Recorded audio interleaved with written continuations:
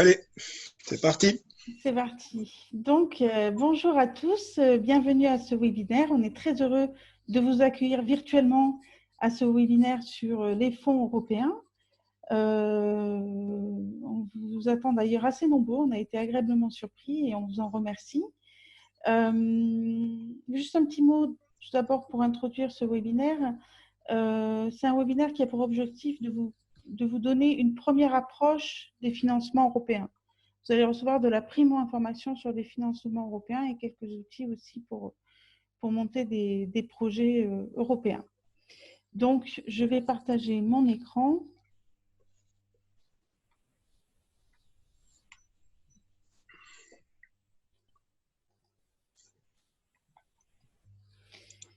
Voilà, donc les fonds européens, qu'est-ce que c'est? Eh bien oui, c'est une vaste question. Je vais me présenter tout d'abord. Je m'appelle Claire Fernandez. Je suis responsable du Centre d'information Europe Direct Luberon-Durance à Pertuis et je suis également chargée de projet européen. Olivier, peut-être que tu pourrais te présenter? Oui, bonjour. Olivier Ledieu, je suis le directeur de la Maison de l'Europe de Montpellier, qui est centre d'information Europe Direct pour l'Hérault et l'Aveyron. Super. Donc, peut-être dans un premier temps, je ne suis pas sûre que tout le monde connaisse les centres d'information Europe Direct. Donc, peut-être s'attarder un petit instant là-dessus. Un centre d'information Europe Direct, c'est quoi?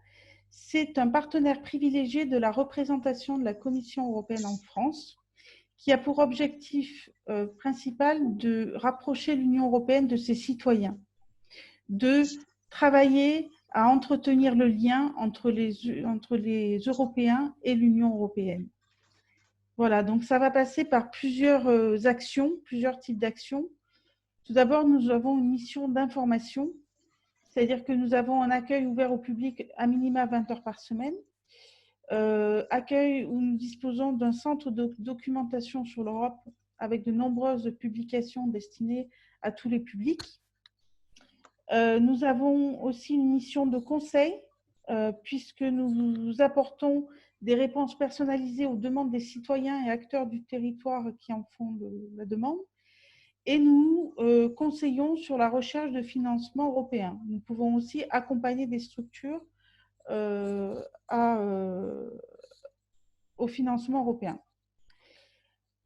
Enfin, nous avons une mission d'animation puisque nous organisons des événements grand public de type conférences-débats, ateliers, webinaires, par exemple, des forums. Et nous organisons aussi des animations, des journées d'information ou de formation auprès de différents publics qui en font la demande. Donc, voilà pour les principales missions d'un centre d'information Europe Direct. À titre d'information, il y a 500 centres d'information Europe Direct en Europe, 49 en France, 3 en région Provence-Alpes-Côte d'Azur et 5, comme ne le montre pas le diaporama, en Occitanie. Donc, voilà ce que je pouvais vous dire dans un premier temps sur les centres d'information Europe Direct. Alors, comment va se dérouler ce webinaire?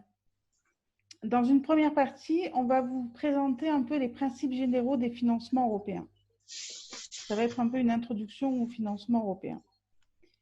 Ensuite, Olivier va vous présenter les fonds européens structurels et d'investissement dits les FESI. Puis, nous aborderons les programmes thématiques. Et enfin, on vous délivrera quelques outils pour construire un projet européen. Alors, pour les questions, peut-être que le plus simple, c'est que vous nous puissiez, le mieux, c'est que vous puissiez nous envoyer vos questions en utilisant le chat et on y répondra à la fin du webinaire.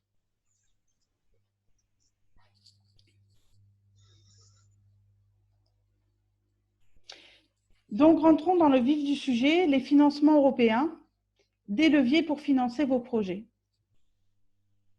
Alors, qu'est-ce qu'un financement européen?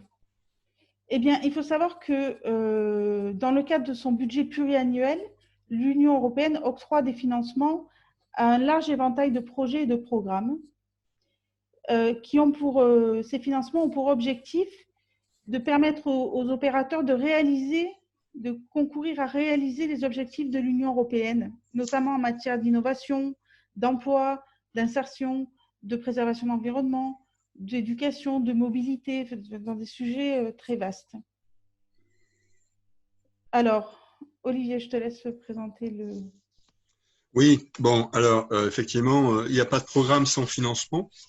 Alors, on est actuellement dans une période. Donc, vous avez un tableau ici, où on vous indique effectivement, alors d'une part, ce qu'était le budget 2014-2018. Alors, qui est le budget 2014-2018 dont on a extrait le Royaume-Uni puisqu'ils sont partis, et dans lequel on a intégré le Fonds européen de développement, puisque désormais il est intégré dans le budget européen.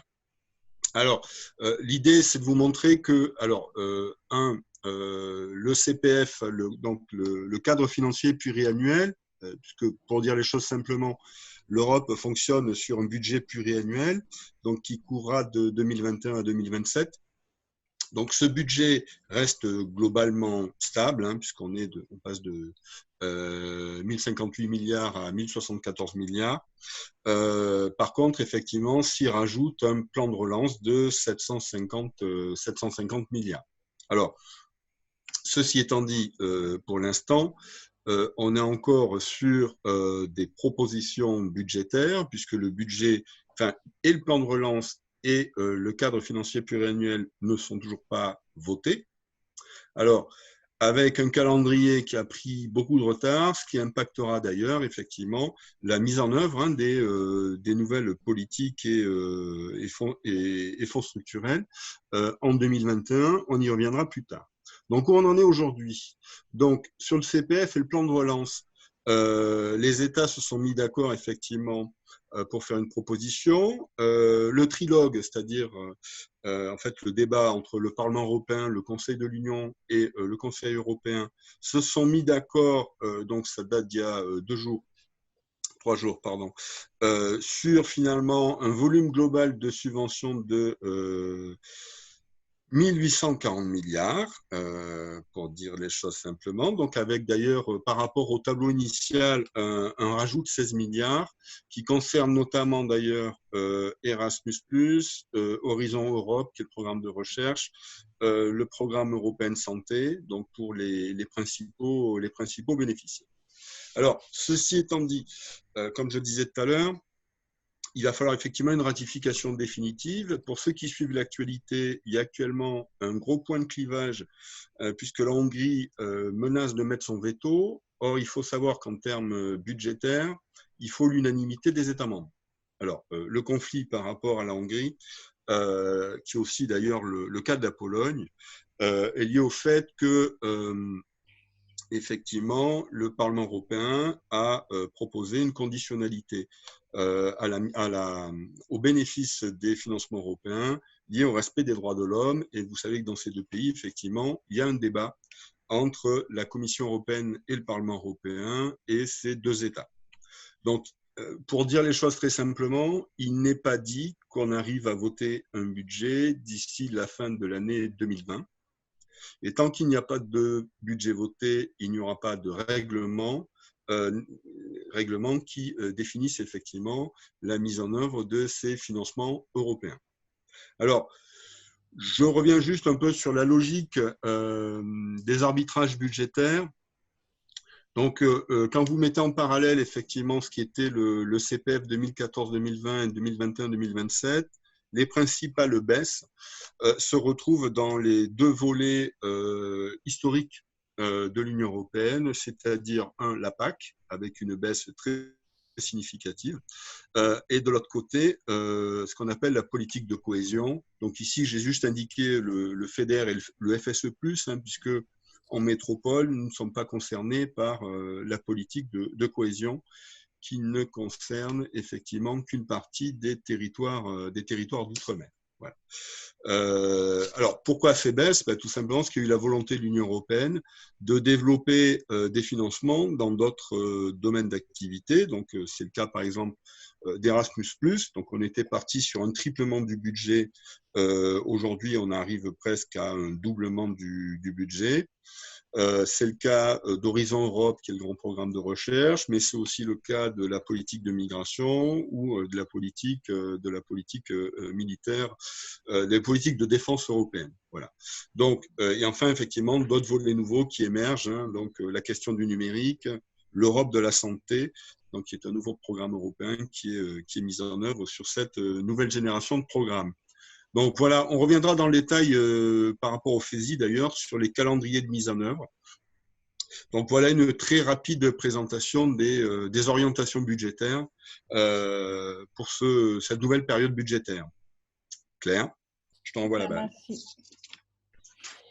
Donc, donc là, on a vu les grandes orientations budgétaires. Maintenant, on va s'intéresser aux potentiels bénéficiaires des financements européens. Qui sont-ils? Dans un premier temps, vous avez les étudiants, les chercheurs. Donc, vous connaissez évidemment le programme Erasmus+, qui permet à des étudiants d'effectuer un échange universitaire avec l'université européenne. Donc, il y a ce volet-là. Et les jeunes aussi, avec le Corps européen de solidarité.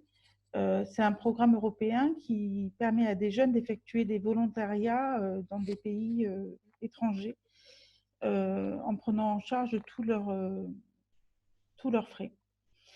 Donc voilà. Ensuite, deuxième catégorie d'acteurs, vous avez les collectivités territoriales, les établissements d'enseignement, les laboratoires de recherche.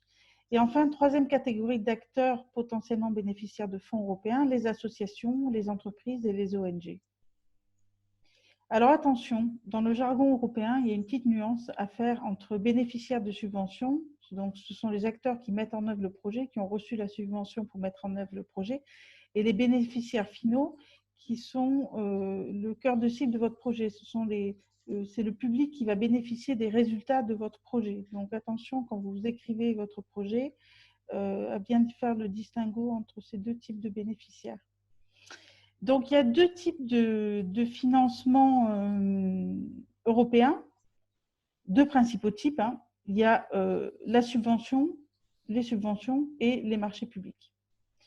Donc, l'Union européenne octroie des subventions à des projets qui contribuent à ces objectifs stratégiques via des procédures variables selon les programmes. On le verra un peu plus tard. Et il faut savoir qu'en général, dans chaque pays européen, il y a un relais d'un programme européen. Par exemple, pour le programme Erasmus, vous avez l'agence exécutive Erasmus+ à Bordeaux.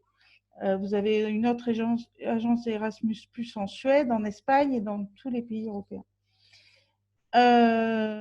Autre type de financement européen, les marchés publics. Ils sont octroyés via des appels d'offres.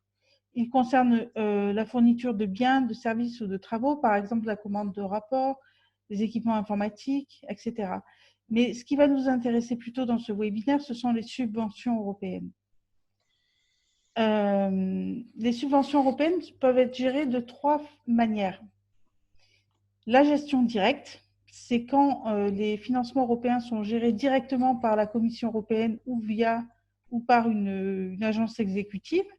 C'est le cas du programme Erasmus+, qui est géré par l'agence Erasmus+ de Bordeaux, en France. C'est le cas aussi du programme Europe pour les citoyens, qui est un programme européen qui est géré directement à Bruxelles par l'agence EACEA. Donc, voilà, ça c'est le cas de la gestion directe. Ensuite, vous avez le cas de la gestion indirecte.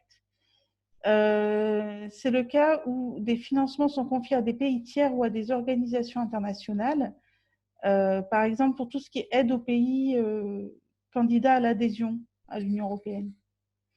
Et enfin, vous avez la gestion partagée.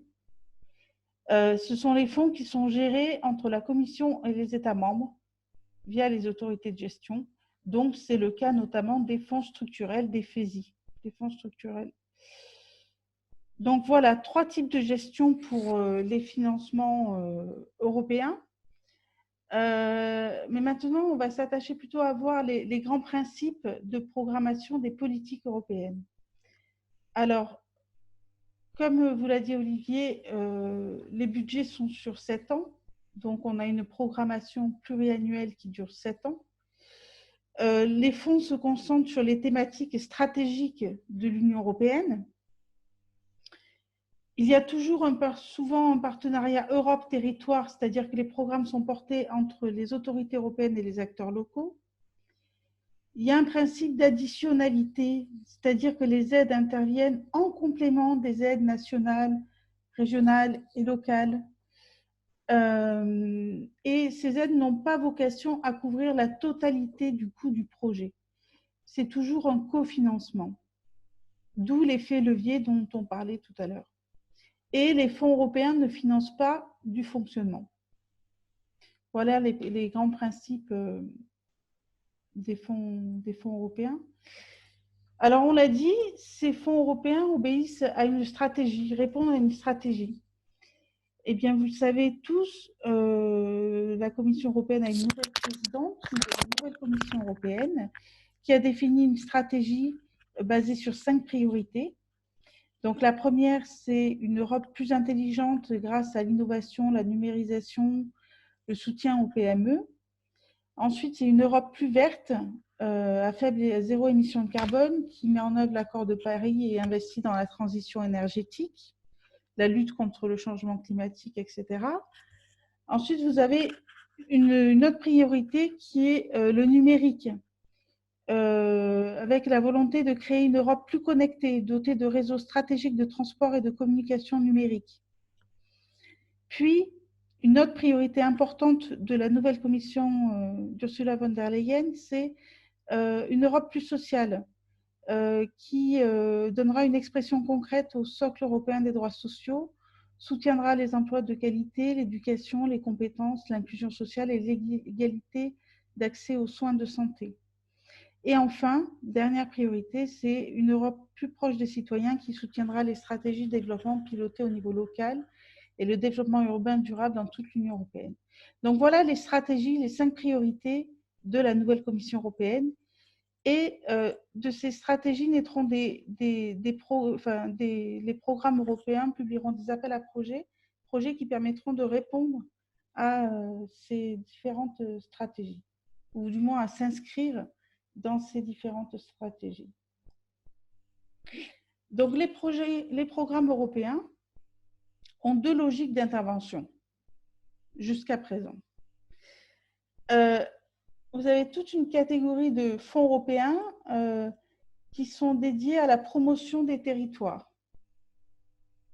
Alors, c'est ce qu'on appelle la politique régionale de l'Union européenne, qui est composée de différents types de financements, qui sont le Fonds social européen, le Fonds européen de développement régional, le programme Interreg de coopération interrégionale et transfrontalière, le FEADER, le Fonds européen agricole de développement rural, qui comprend le programme LEADER de développement rural et la politique agricole commune, et le FEAMP, le Fonds pour les affaires maritimes et la pêche.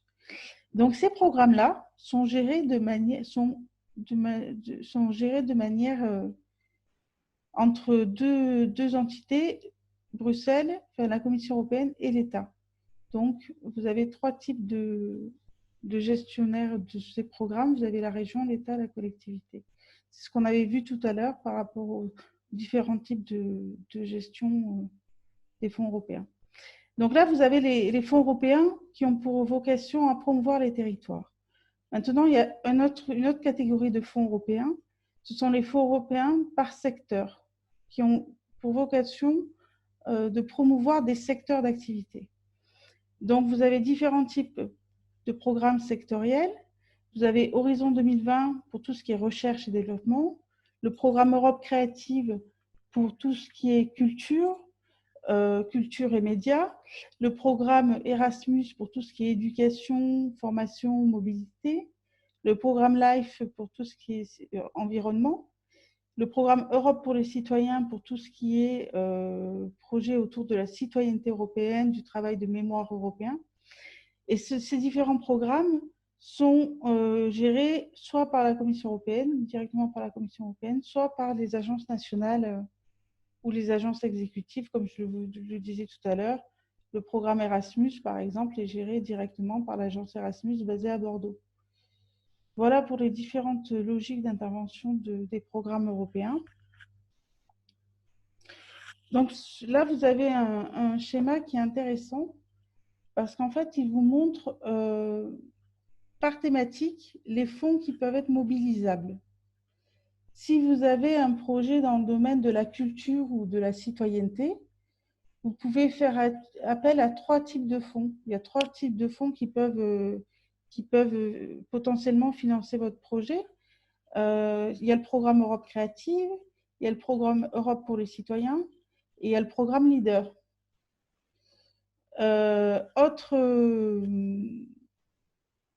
Autre type de projet, vous voulez mener un projet dans le domaine de la biodiversité, de l'environnement, de la transition énergétique. Eh bien, vous pouvez mobiliser différents fonds. Il y a différents programmes qui peuvent potentiellement financer votre projet. Il y a le Fonds européen de développement régional, le FEADER, le FEAMP, Interreg, qui est un programme de coopération interrégionale et transfrontalière, et le programme LIFE sur l'environnement. Donc voilà, c'est un peu une photographie des différents financements européens par type d'action.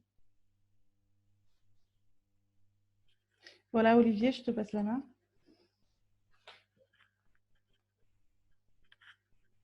On ne t'entend plus, Olivier. Voilà. Tu m'entends là? Oui, oui. Ah ok, pardon, excusez-moi. Donc les fonds européens. Donc les FESI. Alors pour vous donner... par contre, j'ai pas la main sur le diaporama. Bah, prends la main. Bah, oui. Donne-la moi. Bah, je ne sais pas comment on fait. Bon, normalement, tu peux le faire. Hein. Eh bien, écoute, j'y arrive pas. Hein. Bon, tu me diras, je changerai. Bah, vas-y, tourne la page. Ouais. Voilà, alors déjà, pour donner un ordre de grandeur des volumes, donc ça, c'est les chiffres 2014-2020. Donc, vous voyez que les 2 premiers fonds sont donc le FEADER, donc le Fonds européen agricole de développement rural. Alors, avec un chiffre qui est un peu trompeur, puisque, pour dire les choses simplement, la très grande masse du FEADER est à destination des exploitants agricoles et du secteur agroalimentaire. Bon, ceci étant, il y a notamment pour les opérateurs en milieu rural toute une série de dispositifs de financement possibles. Ensuite, on a le FEDER, donc le Fonds de développement régional, le FSE qui a une ampleur un peu moindre, et très loin derrière, alors le FEAMP qui est le fonds européen pour l'aquaculture, enfin les affaires maritimes et la pêche, et enfin l'initiative européenne pour la jeunesse, alors qui n'existe pas dans tous les territoires et qui d'ailleurs disparaît puisque désormais elle va être intégrée dans le futur FSE+. Voilà. Alors, deuxième diapo, s'il te plaît. Alors, ce qu'il faut par ailleurs comprendre, c'est que si l'on mentionne, comme on est dans une logique de cohésion territoriale, elle va le faire au regard en fait de la richesse des territoires.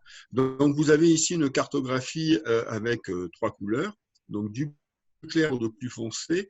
Donc, pour dire les choses simplement, il y a 3 catégories de territoires. Donc, les plus riches, les territoires dits en transition, donc les intermédiaires, et les plus pauvres. Donc, forcément, plus le territoire est pauvre, plus le taux de subvention va être élevé.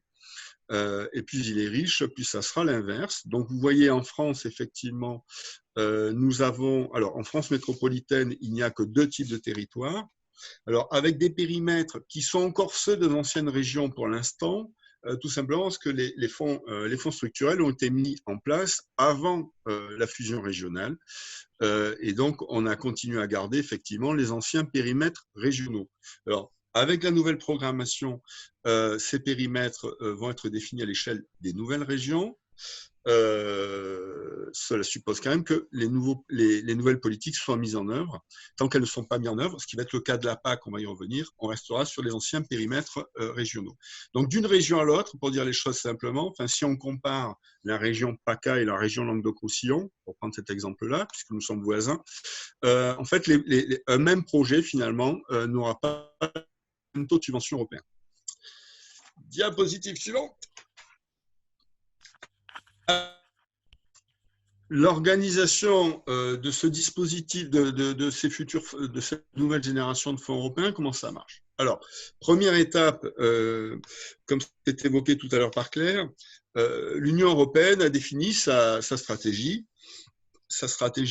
pour la période 2021-2027 et va mettre en place son financement. Suite à cela, l'État français, comme tous les États de l'Union européenne, vont devoir en fait, mettre en place ce qu'on appelle un accord national de partenariat. Alors, il y en a un qui relève du FSE+, du FEDER et du FEAMP, et un plan stratégique national qui, lui, concerne la PAC, donc le FEAGA et le FEAD. Et ce n'est qu'à la suite de la validation de ces accords par l'Union européenne qu'on mettra en œuvre, on définira ce qu'on appelle des programmes opérationnels qui vont être définis par les différentes autorités de gestion en charge de la gestion de ces programmes et qui en seront responsables, programmes opérationnels qui eux-mêmes devront être validés par la Commission européenne. Alors, en termes de calendrier, on a une stratégie européenne, on n'a pas encore le financement et on n'a pas encore de signature des accords nationaux de partenariat et encore moins effectivement de programmes opérationnels. Donc, slide suivante, Claire. Voilà. Alors, en termes de calendrier, alors on est dans les grandes masses. Alors, pour ce qui est du FEADER, l'Europe a pris énormément de retard sur la mise en œuvre de la nouvelle politique agricole commune. Donc, ce qui veut dire que pour ce qui est des financements FEADER, jusqu'en 2022, on restera sur le FEADER actuel et la nouvelle PAC ne sera mise en place qu'au début de l'année 2023. Donc, ce qui veut dire empiriquement qu'effectivement, les nouveaux objectifs de la politique agricole commune ne seront pas encore opérationnels. Pour ce qui est du FEDER et du FSE+, concrètement, vu les retards qui ont été pris, il n'y aura pas de règlement avant le début d'année prochaine. Les programmes opérationnels ne seront pas mis en place avant la fin du premier semestre 2021. Donc, il faut partir de l'idée que ces nouveaux programmes opérationnels, on les verra au mieux au deuxième semestre 2021. Et par ailleurs, l'originalité de cette nouvelle programmation, c'est l'émergence du plan de relance européen, qui d'ailleurs financera une partie du plan de relance national piloté par l'État,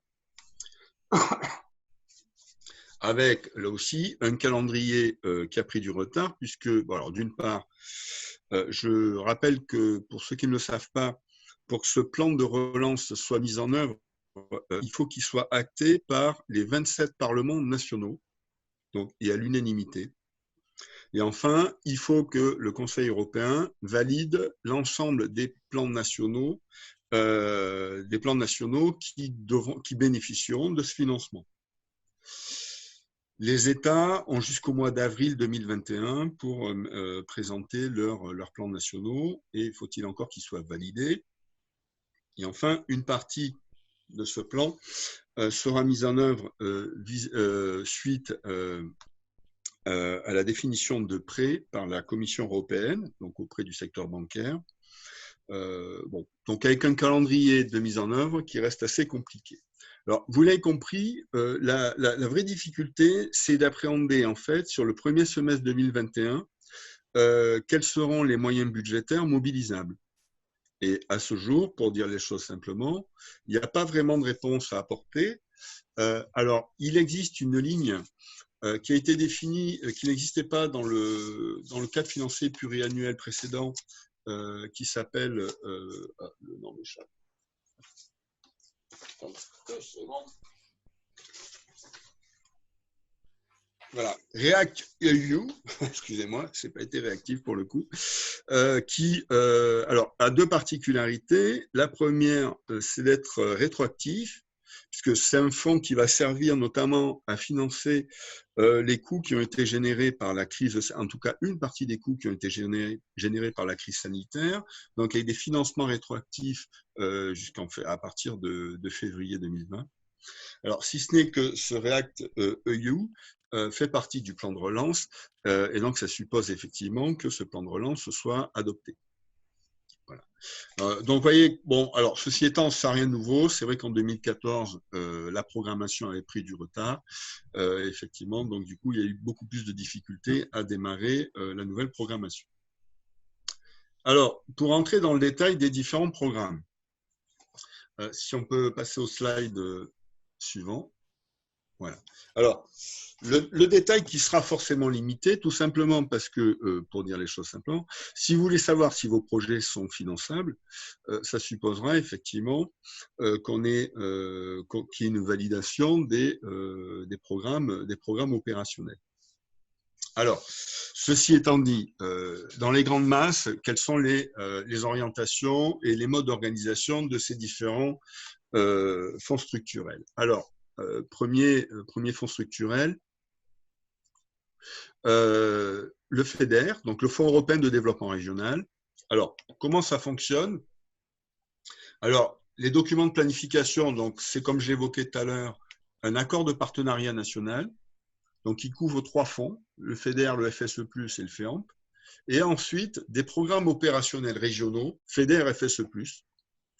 Voilà. Donc, l'autorité de gestion du FEDER, ce sont les régions, enfin, en tout cas en métropole.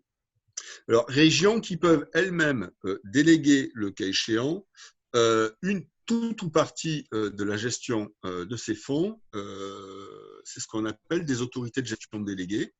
Alors, pour ce qui est du FEDER, il n'existe qu'une possibilité de délégation, c'est dans le cas de ce qu'on appelle les approches territoriales intégrées. Et globalement, ce sont des dispositifs, les ATI, portés par des intercommunalités ou des regroupements d'intercommunalités. Alors, pour ce qui est des priorités de financement, alors concrètement, il n'y a pas forcément d'évolution majeure, je dirais, par rapport au CPF antérieur, si ce n'est que, au regard des orientations de la Commission européenne en matière de lutte contre le réchauffement climatique, il y a une priorisation accrue sur ces enjeux-là. Donc, avec un volet qui existait déjà, qui est celui de la recherche, l'innovation, soutien aux PME, aux entreprises, mais là, avec par ailleurs un accent supplémentaire qui est apporté sur la question du numérique. Pour ce qui est du volet environnemental, donc transition énergétique, climatique, environnementale, alors là, l'une des nouveautés, c'est l'extension en fait des domaines finançables. C'est aussi, dans les faits, par exemple, des financements qui sont liés à la lutte ou à l'adaptation au réchauffement climatique qui n'existaient pas à ce niveau-là. Troisième grande priorité, c'est tout ce qui tourne autour de la mobilité durable et des territoires connectés. Donc, mobilité durable, hein, c'est tout ce qui est mobilité décarbonée.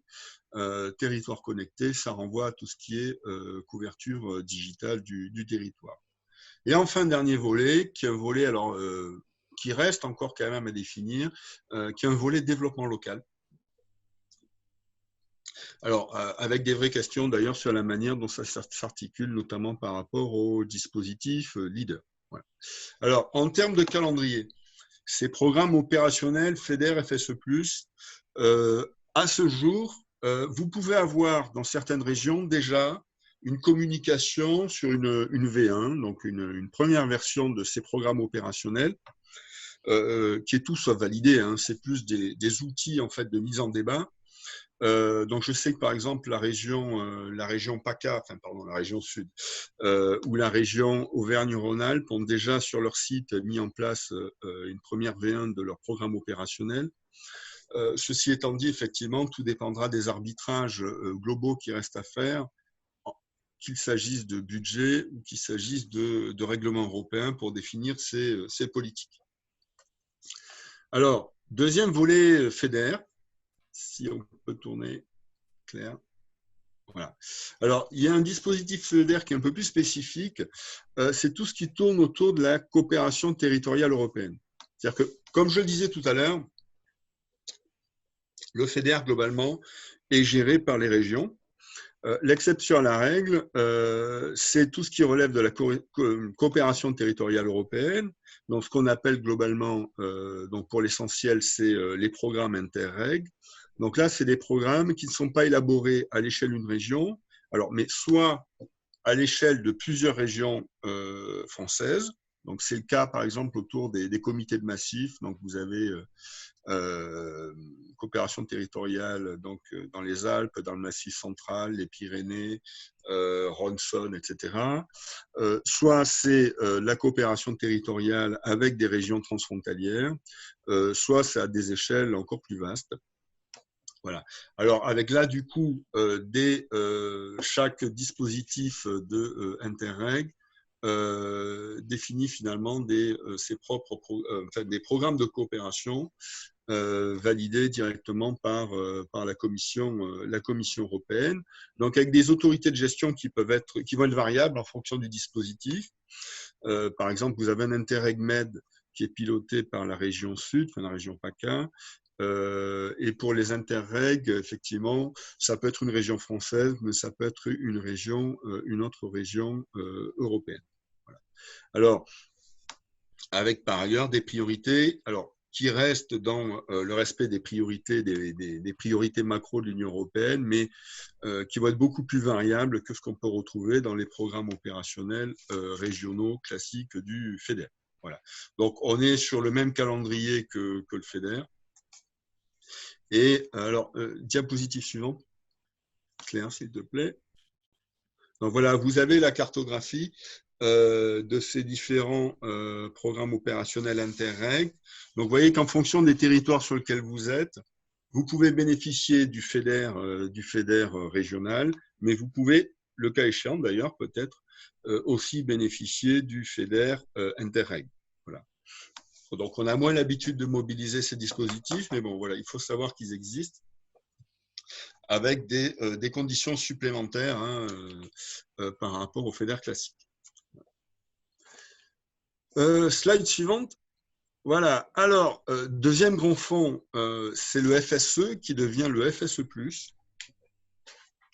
Alors, plus parce que d'ailleurs, le FSE intègre aujourd'hui, dans sa nouvelle définition, l'initiative européenne pour la jeunesse qu'on évoquait tout à l'heure, et aussi le FEAD, le Fonds d'aide alimentaire aux plus démunis.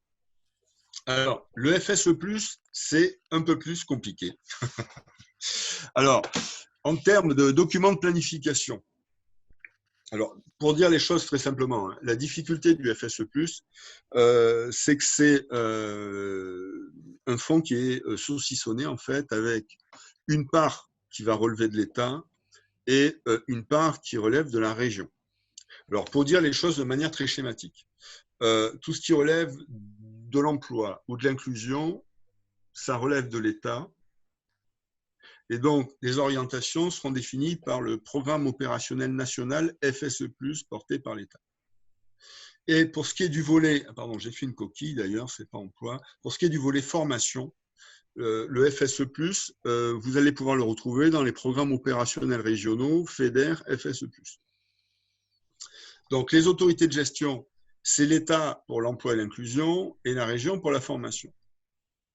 Avec une autorité de gestion déléguée qui est pour le volet insertion, le volet inclusion, les départements et les PI. Mais les départements qui interviennent sur le FSE ne le font qu'en tant qu'autorité de gestion déléguée, puisque l'autorité de gestion reste l'État. Alors, vous voyez que vous avez des priorités qui sont relativement vastes. Alors, avec une particularité par rapport à la génération précédente. Alors, d'une part, c'est qu'on intègre l'IEJ, un volet réussite scolaire et universitaire, et surtout le volet accès aux soins. Donc, avec une volonté du FSE+, d'être repositionné aussi sur la question sanitaire. Ouais. Alors, le calendrier actuel, alors au-delà des programmes opérationnels FEDER-FSE, le programme opérationnel FSE+, est en cours d'élaboration. En cours d'élaboration, c'est-à-dire qu'il n'a pas encore été soumis à l'Union européenne. Donc, il est tout sauf opérationnel à ce jour. Voilà. Donc, slide suivant. Voilà. Alors, le FEADER. Alors, le FEADER, donc le Fonds européen agricole pour le développement régional. Donc, le document de planification, donc là, on a deux niveaux de planification aussi.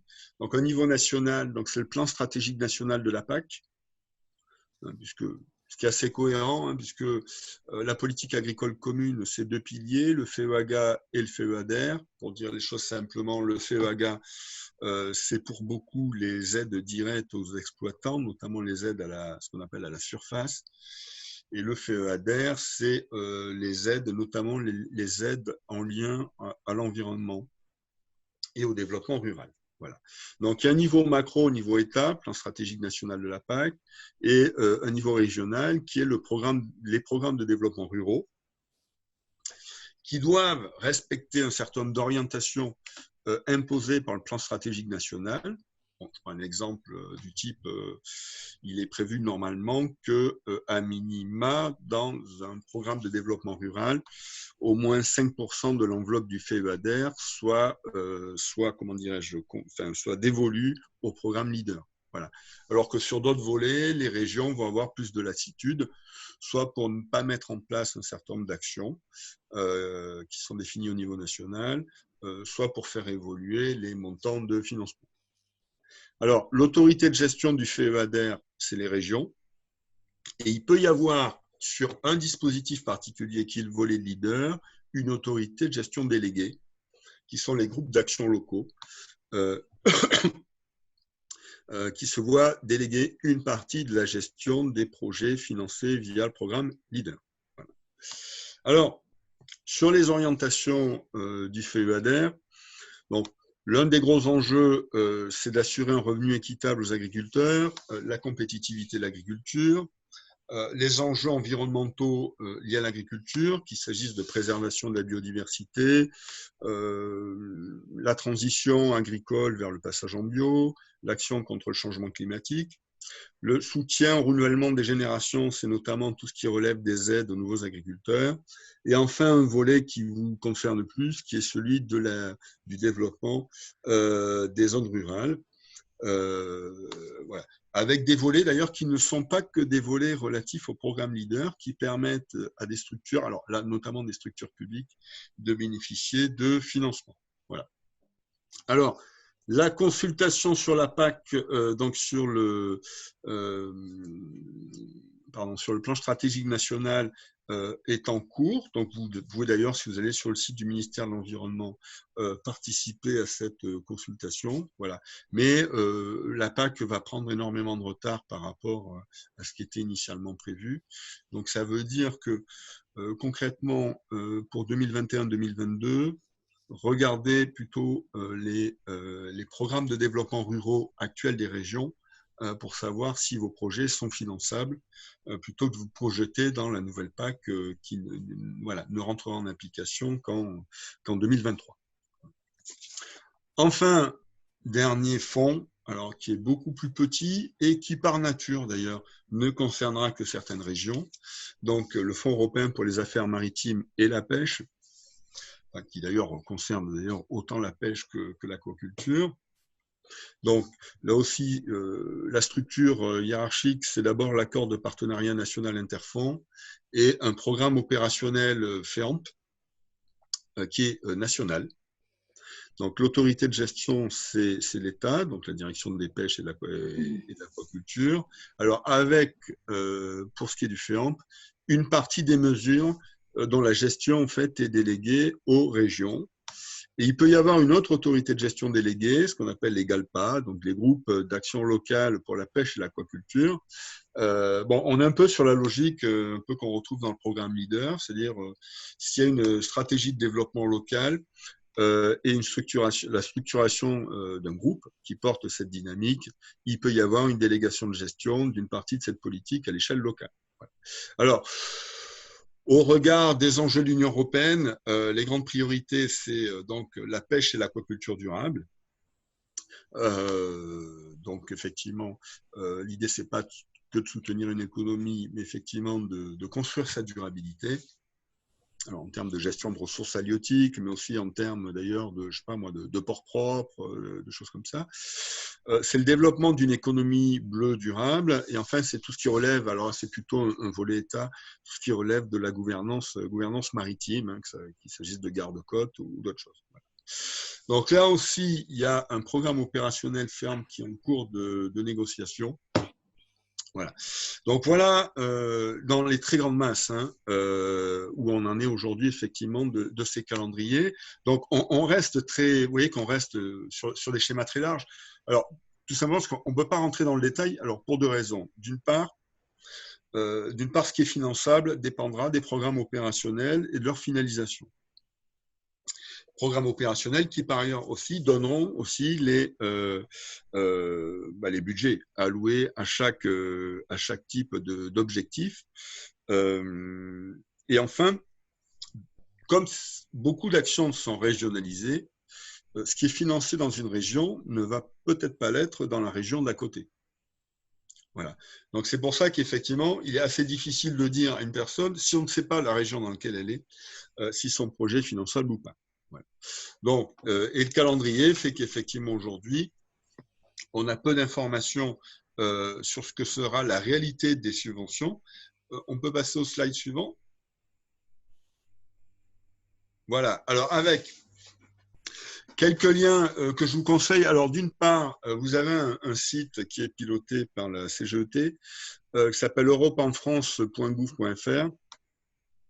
Alors, qui recense les différents types de programmes opérationnels et qui fait l'état des lieux, voilà, l'état des lieux de ces programmes opérationnels. Et chaque région fait un site générique structuré un peu sur la même logique, comme point d'entrée pour tout ce qui relève, en tout cas, alors des financements européens, dont la gestion est assurée par la région, qu'il s'agisse d'une gestion directe ou d'une gestion déléguée. Voilà. Alors, pour dire les choses honnêtement, ces sites sont plus ou moins bien faits. Mais en tout cas, vous pourrez, alors c'est sur ces sites que vous pourrez retrouver les programmes opérationnels, les appels à projets qui correspondent à ces programmes opérationnels. Donc, et comme je le disais tout à l'heure, sur certaines régions, il y a même voilà, des programmes opérationnels en version, je dirais, V0 pour la nouvelle génération, ce qui déjà vous permettra de voir le cas échéant quelles sont un peu les orientations vers lesquelles la région aimerait plutôt aller. Voilà. Donc, je m'explique. Par exemple, vous avez des régions qui ont décidé que sur la mobilité durable, on allait financer les voies vertes. Bon. Mais d'autres régions se sont dit, mais moi, les voies vertes, je vais plutôt financer certains types de voies vertes et pas toutes les voies vertes. Voilà. Donc, de même que ce qui est important de voir quand on est un opérateur en recherche de financement, c'est quelles sont les conditions imposées. Parfois, vous avez des... Alors, soit seules certaines catégories, par exemple, sont éligibles au financement. Bon, par exemple, vous avez des programmes qui ne peuvent bénéficier qu'à des collectivités publiques, d'autres qui sont ouverts à d'autres types de structures. De même que vous avez parfois des programmes qui imposent des seuils minima, ce qui peut sembler étonnant, mais pour une raison très pragmatique, hein, je veux dire, c'est que les régions, vu les financements, préfèrent gérer un dossier à 1 million que 20 dossiers de montant plus petit. Voilà. Alors ce qui permettra de vous positionner d'ailleurs par rapport au financement. Bon, si j'ai un petit financement, est-ce que je n'ai pas plutôt intérêt à aller sur une démarche leader que d'aller sur un volet plus classique du FEDER, par exemple. Voilà. Donc voilà, donc je vous invite à aller voir les sites de vos régions respectives. Et le site Europe en France, qui par ailleurs a un avantage, c'est qu'il vous permet si vous jouez sur votre territoire, de voir sur quel type de programme opérationnel, de quel type de programme opérationnel vous pouvez bénéficier. Voilà. Donc, je vous propose qu'on arrête là sur les fonds européens, enfin sur les FESI. On y reviendra ensuite dans le débat si vous avez des questions particulières. Et je laisse la main à Claire pour parler des politiques thématiques. Merci. Donc voilà, justement, on va aborder maintenant les programmes qu'on appelle programmes thématiques ou programmes sectoriels. Là, mon ambition, c'est de vous présenter, de vous brosser un panorama des principaux programmes thématiques. Je ne serai peut-être pas exhaustive, mais je vais vous présenter les principaux. Alors, un programme thématique important, c'est le programme LIFE. C'est un programme qui finance tout ce qui est projet de préservation de l'environnement et de sauvegarde du climat. Donc, des porteurs de projets peuvent être publics et privés. Et c'est un programme qui finance des projets innovants dans diverses thématiques. Ça peut être la conservation d'espèces et d'habitats, la protection des sols, l'amélioration de la qualité de l'air ou de l'eau, ou encore la gestion des déchets, l'adaptation au changement climatique. Un exemple de projet, un gros projet qui est un projet LIFE intégré mené par le Parc national des Calanques. C'est un projet le Parc national des Calanques a bénéficié de 4 millions d'euros pour préserver donc la faune, la flore, le territoire du Parc national des Calanques. Donc, le point de contact pour le programme LIFE, vous l'avez ici, si vous souhaitez plus d'informations. Et je vais continuer un peu sur LIFE en vous précisant plusieurs petites choses. Dans un premier temps, il y a deux types de projets pour LIFE. Il y a les projets traditionnels, qui sont plutôt des opérations pilotes, des projets de démonstration, des projets d'échange de pratiques, de sensibilisation, d'information. C'est des projets qui durent en général 2 à 5 ans. Et les projets intégrés qui sont beaucoup plus conséquents, qui sont interrégionaux, nationaux et qui ont une durée plus longue de 6 à 10 ans. Donc, en général, l'Europe cofinance entre 55 et 60% du budget. Et vous avez des montants qui peuvent aller de 0,5 à 2 millions d'euros pour les projets traditionnels et beaucoup plus, 10 à 20 millions d'euros pour les projets intégrés. Donc, quels sont les acteurs susceptibles de bénéficier potentiellement de projets de financement LIFE? Vous avez les autorités publiques, les entreprises, les associations, les laboratoires, les établissements parapublics. Voilà pour ce programme plutôt sur l'environnement. Maintenant, je vais aborder un autre programme qui s'appelle Europe pour les citoyens. C'est un programme qui a pour ambition de contribuer à faire comprendre l'Union européenne, son histoire, sa diversité, d'encourager la participation démocratique des citoyens au niveau de l'Union. Alors, pour ce faire, le programme est découpé en 3 volets. Le premier volet est intitulé « Engagement démocratique et participation civique ». Donc, c'est un volet qui va financer tout ce qui est jumelage de villes, réseau de villes, projet de la société civile. Vous avez un autre volet qui s'appelle « Travail de mémoire européen ». Donc, c'est tout ce qui est travail un peu universitaire autour du passé commun de l'Europe. Et enfin, une exception, il peut y avoir des subventions de fonctionnement pour des structures qui travaillent sur l'histoire européenne. Donc, un exemple de projet. Mais je vais vous parler du projet Discover Our Europe, qui est un projet porté par le CBE Sud-Luberon. C'est un projet qui a pour ambition de débattre de l'avenir de l'Europe et de lutter contre l'euroscepticisme via l'organisation de colloques et d'actions dans les écoles dans 7 pays européens. Donc, c'est un projet qui a démarré au mois de mars, qui s'est interrompu en raison de l'épidémie, mais qui va reprendre au mois de janvier, on espère. Et c'est un projet qui a un budget global d'environ 240 000 euros, pour vous donner un ordre d'idée. D'ailleurs, pour le volet sur le travail de mémoire européen, vous pouvez obtenir des subventions de 100 000 euros maximum Pour le volet sur les jumelages de villes, plutôt 25 000 € maximum. Réseau de ville, 150 000 € maximum. Et pour les projets de la société civile, 150 000 € maximum. Donc voilà. Et pour candidater développer un projet qui pourrait être financé par le programme Europe pour les citoyens, il faut s'inscrire dans un volet, certes, mais il faut aussi répondre aux priorités du programme. Alors, un exemple, en 2020, les priorités du programme du volet sur l'engagement démocratique et la participation physique, et la participation civique, il y avait 3 volets. Et le premier volet, c'était débattre de l'avenir de l'Europe et s'élever contre l'euroscepticisme. Ensuite, favoriser la solidarité en temps de crise. Puis, favoriser le dialogue interculturel, la compréhension mutuelle et la lutte contre la stigmatisation des migrants et des groupes minoritaires. Donc voilà, en fait, il faut que vous puissiez vous inscrire dans une de ces...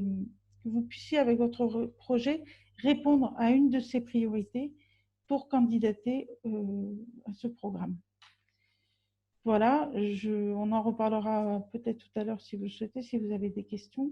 Le point de contact en France, là, je vous ai donné le site.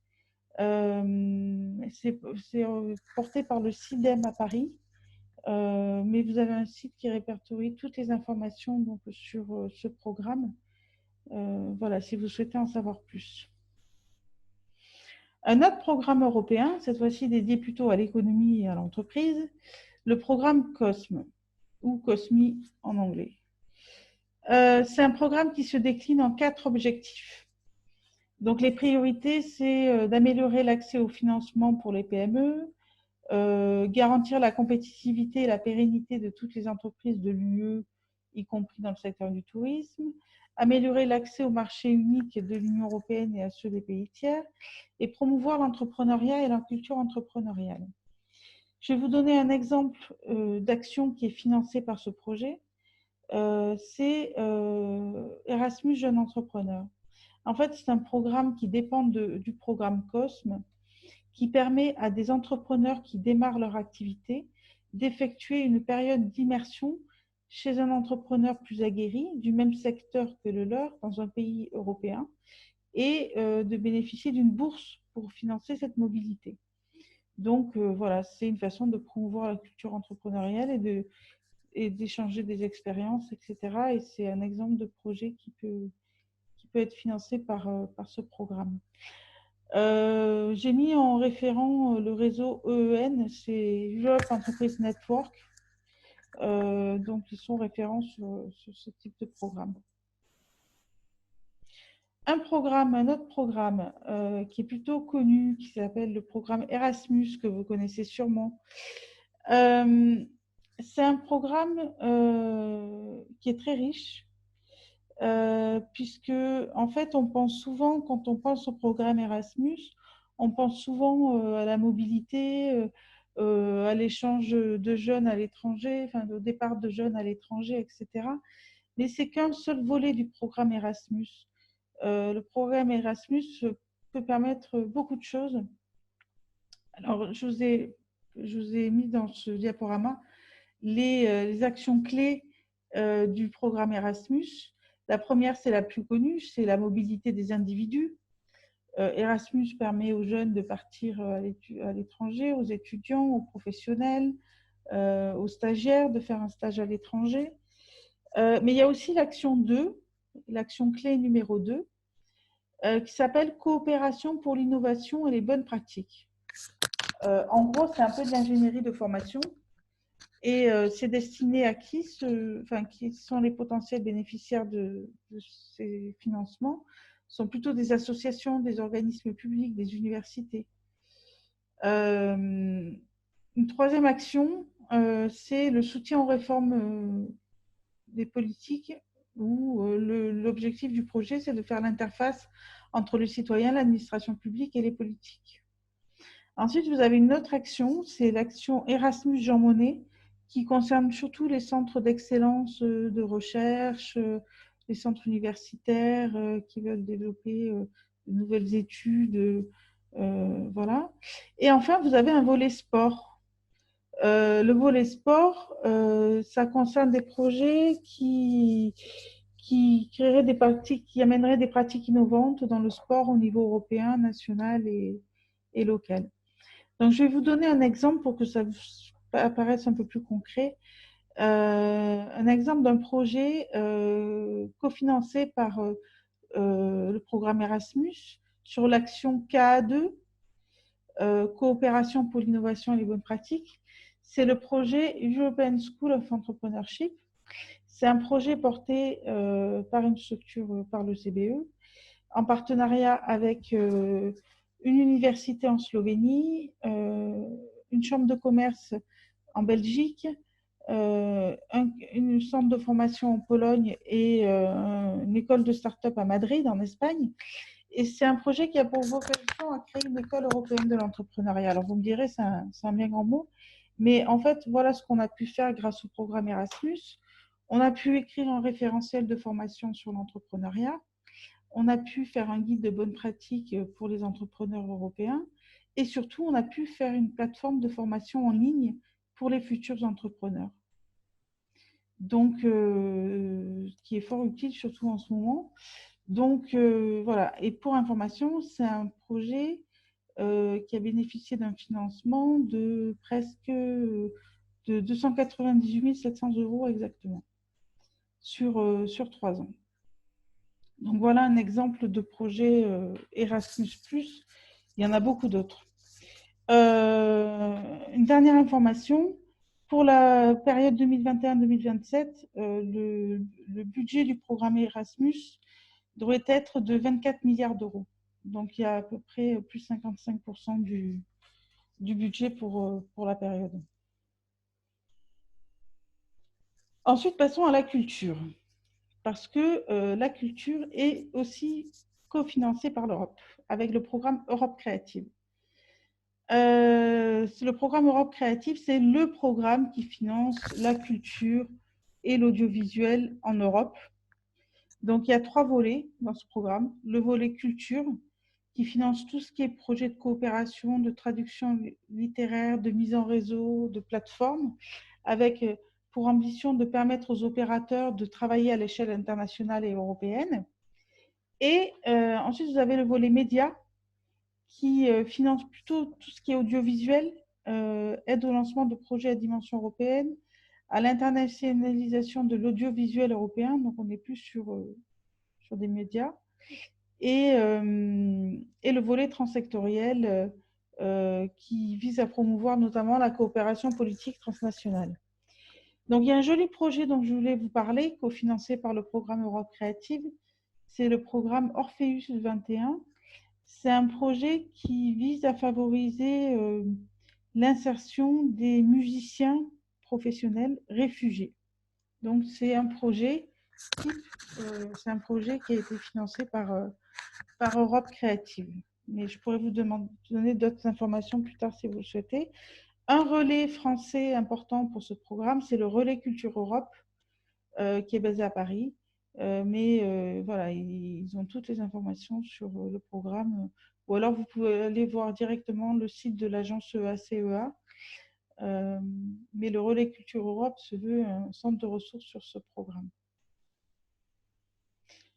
Ensuite, le programme Horizon 2020. Donc, c'est un programme qui finance tout ce qui est recherche, développement, innovation. C'est un programme qui est divisé en 3 piliers. Le premier pilier concerne l'excellence scientifique, donc ça va financer tout ce qui est technologie future et émergente, etc. Ensuite, vous avez le pilier primauté industrielle qui va financer plutôt les technologies de l'information, de la communication, les nanotechnologies, les études spatiales, et puis le pilier défis sociétaux qui concerne la santé, la sécurité alimentaire, l'agriculture durable, les énergies sûres, la lutte contre le changement climatique.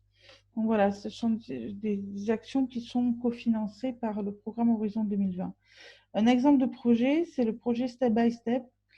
C'est un projet qui vise à adopter des comportements économes en énergie et en achat de produits verts dans 5 quartiers européens.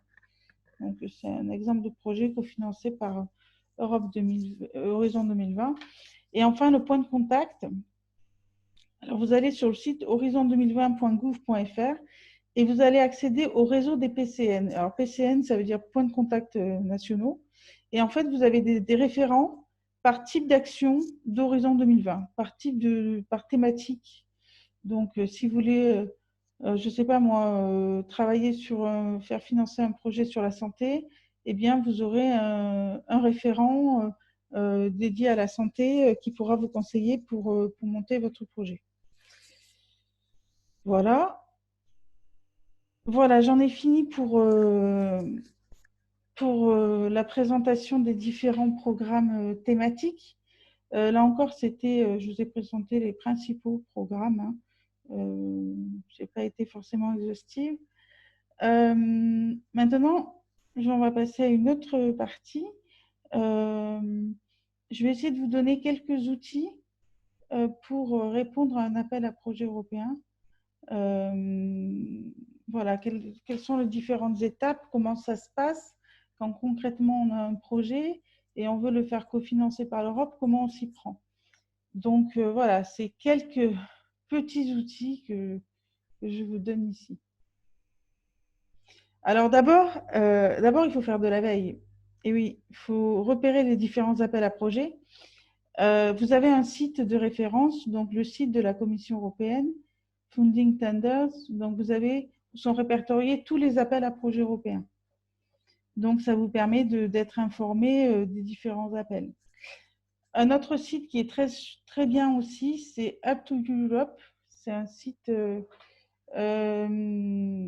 qui répertorie l'ensemble des appels à projets de l'Union européenne, mais pas que. Mais déjà, si vous avez besoin de chercher des appels à projets européens pour votre veille, vous pouvez vous abonner au site Up to Europe Il y en a un autre aussi, un site originaire de Grèce qui s'appelle EUCall.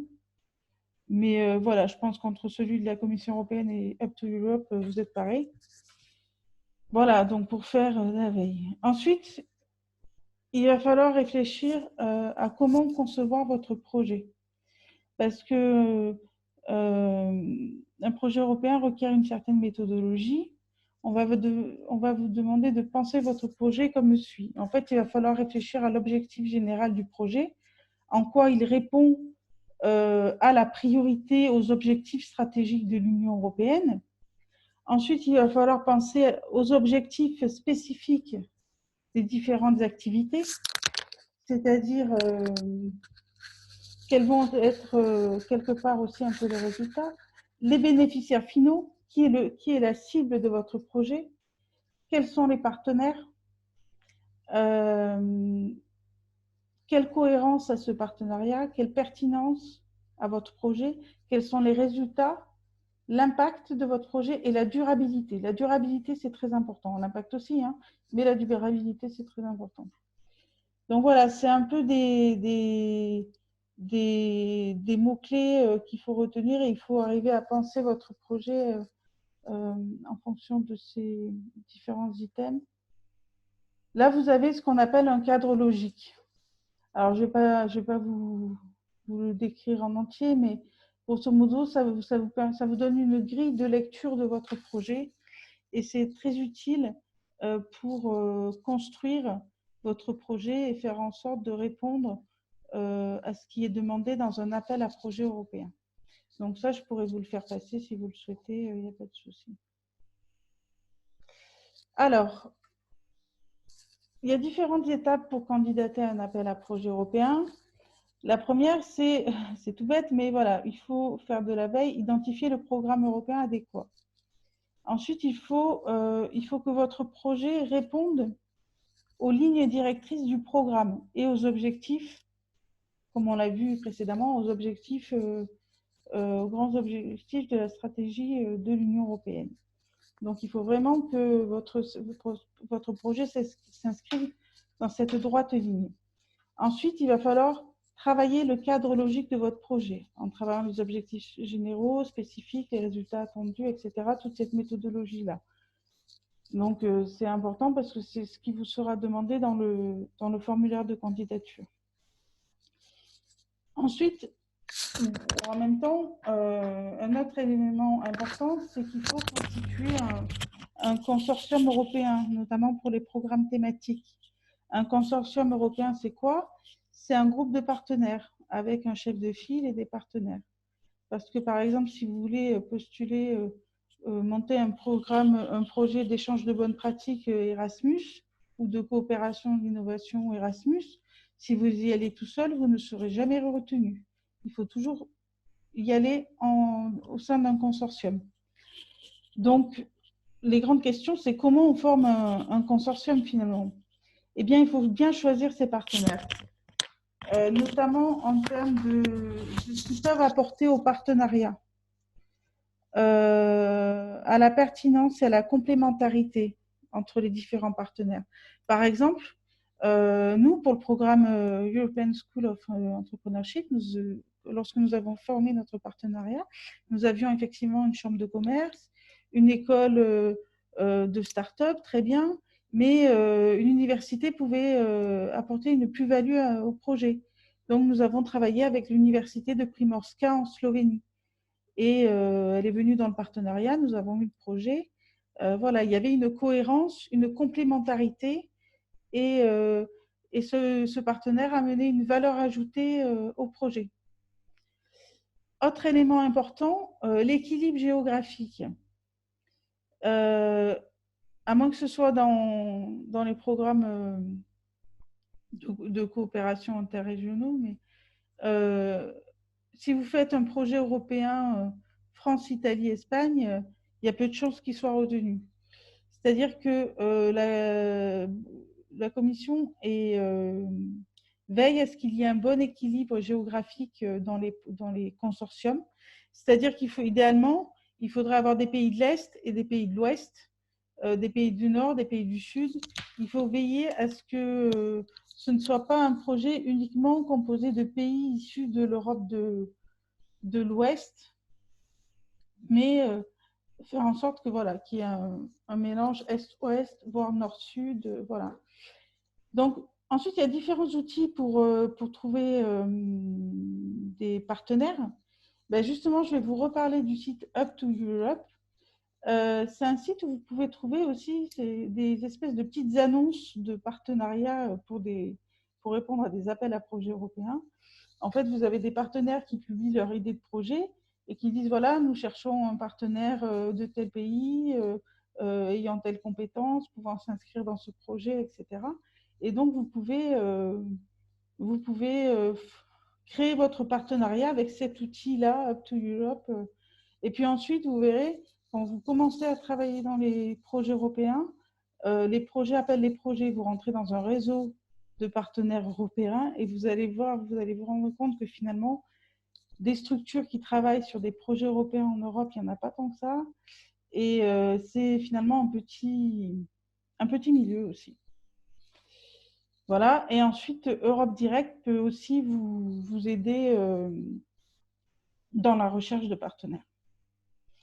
Donc, vous avez votre projet, vous avez votre consortium de partenaires, vous avez rédigé votre projet, tout est prêt. Qu'est-ce qu'il faut faire? Il faut vous créer un compte EU Login.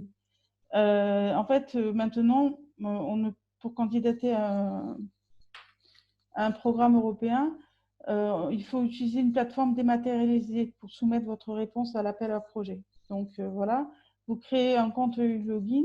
Normalement, vous allez recevoir un code qui s'appelle le code PIC, qui est obligatoire, et ça vous permettra ensuite de candidater. Alors, comment ça se passe? Une fois que vous avez candidaté, vous avez monté votre proposition, vous l'avez soumise, voilà, ben ensuite elle va être évaluée par des experts, elle sera acceptée ou refusée. Si elle est acceptée, vous signerez une convention de subvention avec l'agence ACEA ou avec l'agence exécutive ou la commission. Et vous devrez signer aussi un accord de partenariat qui va régir les règles de votre collaboration avec vos différents partenaires. Voilà, et puis j'en arrête là parce qu'après c'est le début d'une nouvelle aventure On fera peut-être un webinaire là-dessus dans le futur, mais pour l'instant, je m'arrête là. Voilà, merci pour votre attention. On va lire les questions. Je vais arrêter de partager.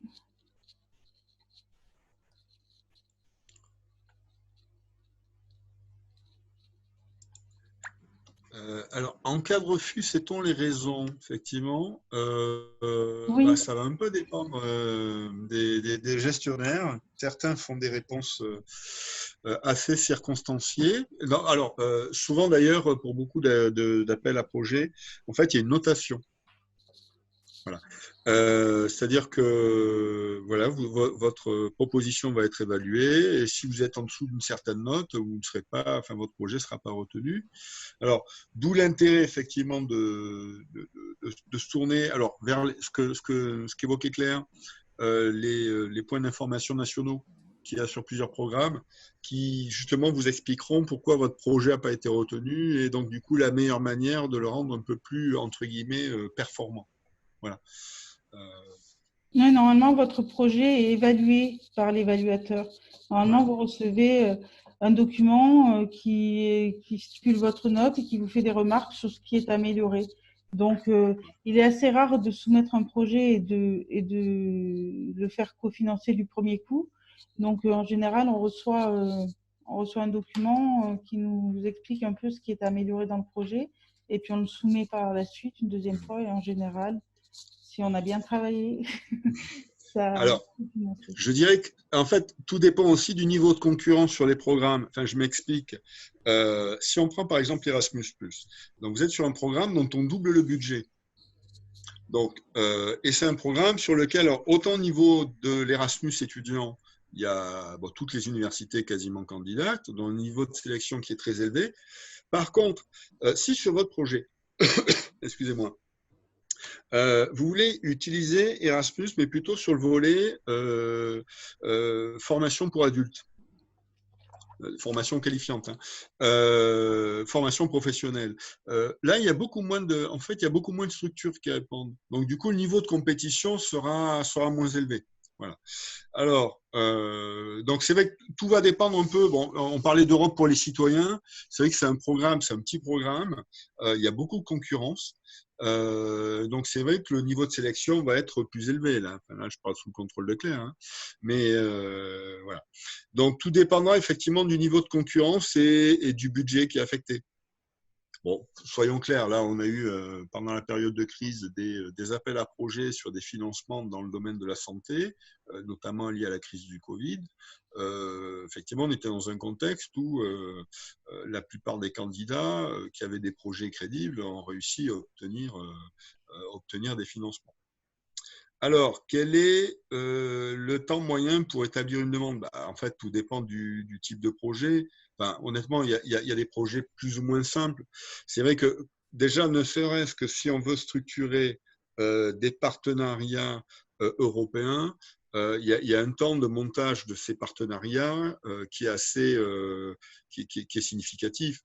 Je dis ça parce que vous avez quand même intérêt à vérifier que vos partenaires sont fiables avant de vous lancer avec eux dans la démarche, surtout si c'est vous qui portez financièrement le projet. Voilà. Donc tout dépend. Alors c'est vrai que honnêtement, plus les budgets seront conséquents, plus le niveau de qualité de dossier qui vous est demandé va être élevé. Donc plus effectivement, ça peut être prédateur de temps. On parlait des projets live, par exemple, c'est des projets qui se chiffrent en plusieurs millions d'euros. Bon, il n'est pas étonnant que le niveau qui vous soit demandé soit des plus significatifs. Enfin, la meilleure manière de gérer le temps, c'est aussi de comprendre la saisonnalité des appels à projets. Je prends un exemple, si on revient sur Erasmus, on a des appels à projets à des périodes clés. Hein, février, octobre, etc. Donc, c'est vrai que si vous vous réveillez qu'en mars et que vous avez loupé février, ben, vous prenez 6 mois dans les dents, quoi. Donc, voilà. Donc, après, il ne faut pas s'en faire une montagne des financements européens. Il faut juste comprendre les logiques de gestion. Le temps, c'est aussi le temps financier. C'est vrai que ce que certains opérateurs découvrent parfois, c'est le fait qu'à un moment donné, sur beaucoup de projets européens, il faudra faire de la trésorerie parce que le solde n'arrivera qu'une fois que l'ensemble des actions auront été réalisées et que vous aurez remis votre rapport à l'autorité de gestion. Ça Je dépend vous des raconte. programmes, ça. Voilà. Alors, ça dépend. C'est vrai que sur Erasmus, c'est des forfaits, c'est un peu différent. Non, Mais voilà, donc à vous de voir effectivement en fonction du programme ce que ça peut impliquer en termes de gestion. Voilà. il y a une question qui demande est-ce qu'on peut cumuler plusieurs financements européens? J'y ai répondu. Enfin, alors, logiquement, non, sauf exception, puisqu'il peut y avoir. Alors, tout dépend de ce qu'on appelle un projet. Parce que vous pouvez avoir un grand projet, mais que vous allez saucissonner en plusieurs projets. Mm. Donc là, on pourrait avoir, par exemple, sur certains projets, un volet plutôt mobilité, formation, on passerait plutôt par Erasmus, un autre volet qui passerait par, je sais pas moi, Europe pour les citoyens. Donc ça, c'est possible. Mais la logique de financement par plusieurs fonds, alors il y a des dynamismes interfonds sur les FESI, mais c'est quand même plutôt l'exception à la règle. Et par ailleurs, il y a une obligation, c'est qu'on ne peut pas dépasser un seuil maximum de financement européen.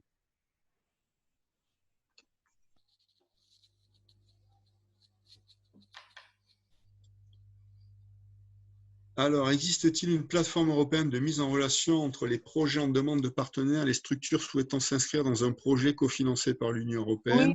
Up to Europe, qui est un site en français, comme son nom ne l'indique pas.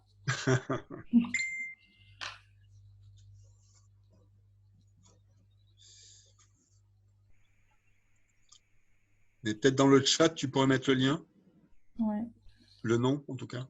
ouais. Attends. Ah, j'ai fait une bêtise.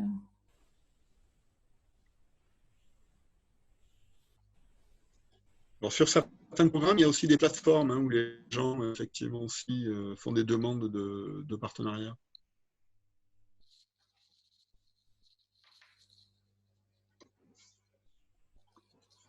Je dirais, moi, le plus compliqué, c'est peut-être de commencer dans les projets européens.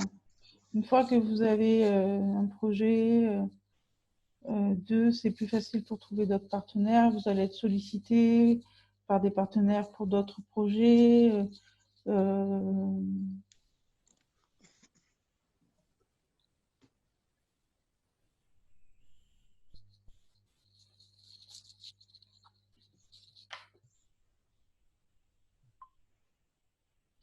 Euh, oui, on pourra vous envoyer le diaporama.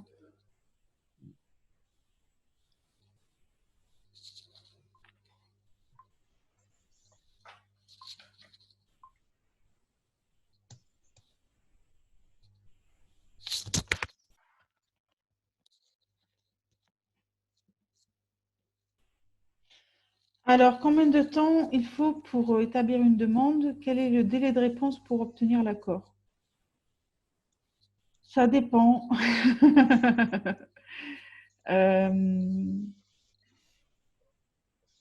Là, sur Erasmus, on a eu une deadline le 29 octobre. Je crois qu'on aura la réponse en janvier, février, par là. Est-ce que Alina peut confirmer dans le chat?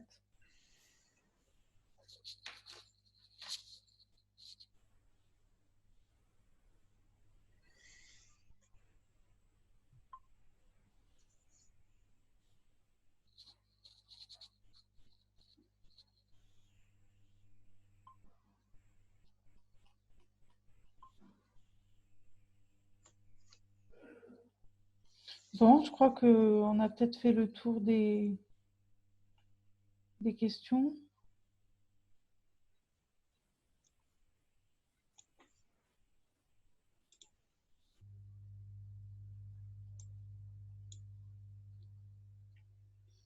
Alors, des incubateurs de projets européens localement. De quoi parle-t-on là exactement?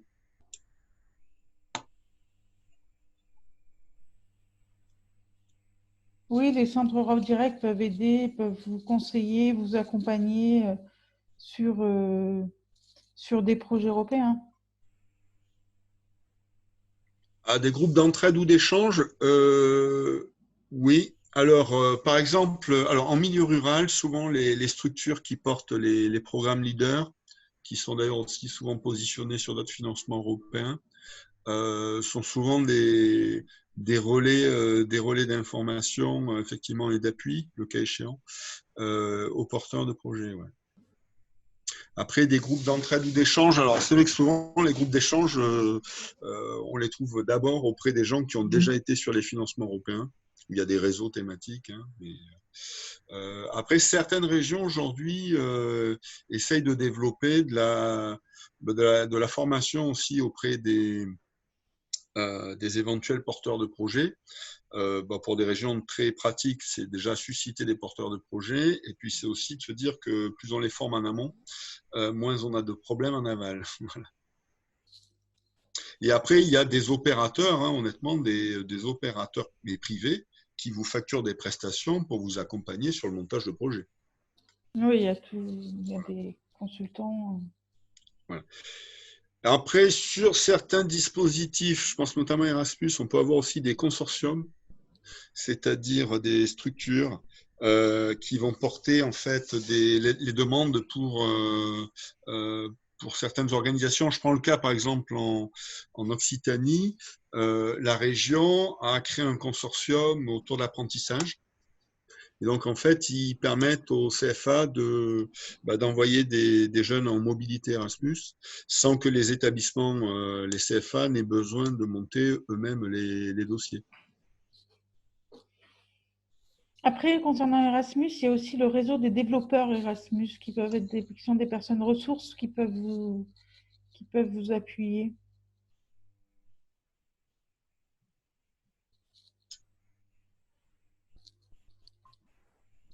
Ok.